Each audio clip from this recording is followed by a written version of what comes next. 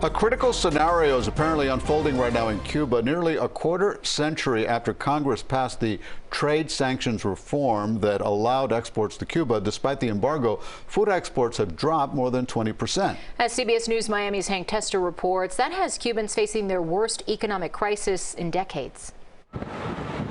Protests continue throughout Cuba. Yes, there are cries for freedom, but the underlying issue is far more basic. It's food, as a Cuban citizen told author and Cuba expert Dr. Andy Gomez. You guys in Miami don't understand.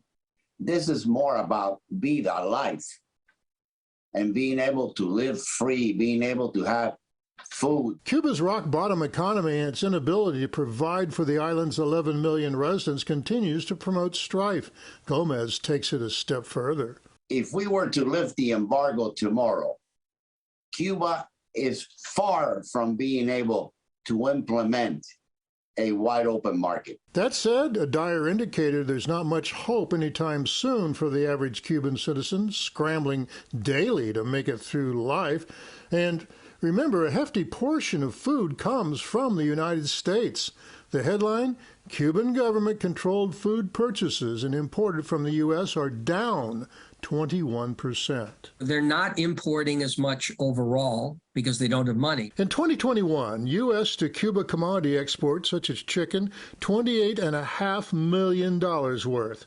By 2022, down to $26 million, and in the 12-month period ending March of 2023, almost $20.5 million. And on the island, cash is tight these days. Tourism sputtering, fuel is scarce, remittances impacted by the U.S. economy. And then the logistics to get, let's say, chicken from the port of Havana to the middle of Cuba with poor railroad system, with poor trucking system, with poor roads. Cuba used to be a major producer of coffee. Now they have to import from the U.S. One, incredible mismanagement.